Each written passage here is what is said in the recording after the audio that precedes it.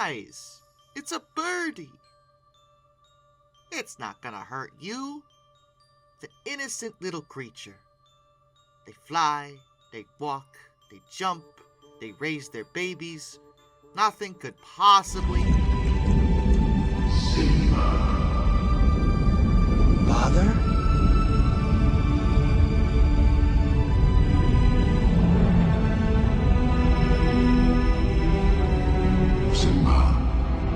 Forgotten me. No. How could I? You have forgotten who you are, and so forgotten me. Look inside yourself, Simba. You are more than what you have become. You must take your place in the circle of life. How can I go back? I'm not who I used to be. Remember who you are. You are my son, and the one true king.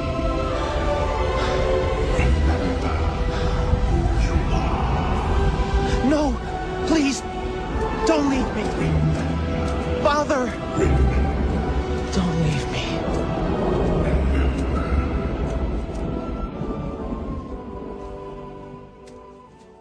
Against all the evil that hell can conjure, all the wickedness that mankind can produce, we will send unto them only you. Rip and tear until it is done.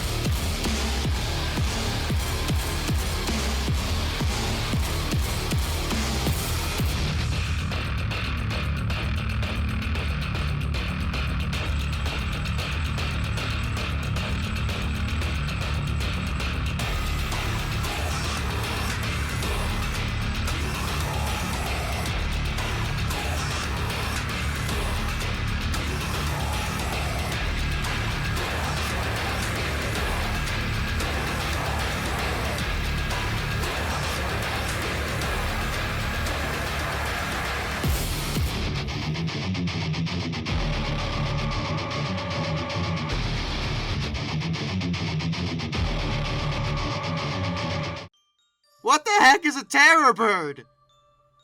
I mean, I kind of get the name, because what is that? That's horrifying! Oh, God, no! Well, as the intro might have suggested, a terror bird is basically evolution remembering, hey, remember dinosaurs? Those were cool. We should try and make those again. They existed long after dinosaurs died out, between the Middle Eocene and the Late Pleistocene. And they're not actually called terror birds. Well, they are called terror birds, but that's just the common name. They refer to an extinct family of large carnivorous, mostly flightless birds that are known scientifically as Phorusrhacidae. Phorusrhacidae. You can see why everyone just calls them terror birds. And the type species for the whole family is Phorusrhacos longissimus. Okay, that's neat. Terror birds are identified easily as, well, they're kind of like ostriches. Only instead of those tiny, beady little heads that ostriches have, they have giant, honkin' dinosaur-esque skulls with big beaks of doom. Titanus walleri was among the larger species, and it lived in what is now the southern United States. Although terror birds seem to have their origin in South America, meaning that this whole family is the only known large South American predator to migrate north in the Great American Interchange. Whereas most came from North America to South America, the birds went north. So, how did they live? What did they eat? Well, to answer the second question, pretty much anything they wanted. The thing about the terror birds is that they were very fast, exceedingly fast runners, and their weapon of choice was their face. Every member of the family possessed a rather large, sharp beak, as well as a powerful neck. The bones of their beaks were tightly fused together, meaning that they were very resistant to force from front to back direction. Meaning that yes, these creatures absolutely would peck you to death. just stabbing you repeatedly. You scream for mercy, but no! Their great ancestors called to them and demanded just so much blood.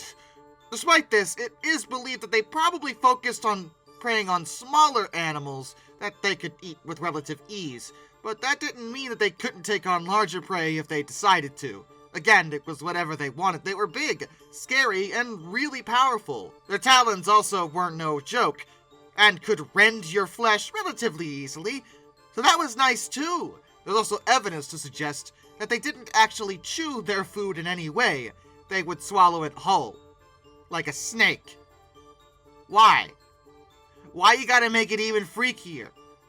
Why are you like this? This is horrifying. Fortunately for us, these animals aren't around anymore. Well, I mean, birds are, but not terror birds. Unless you count cassowaries.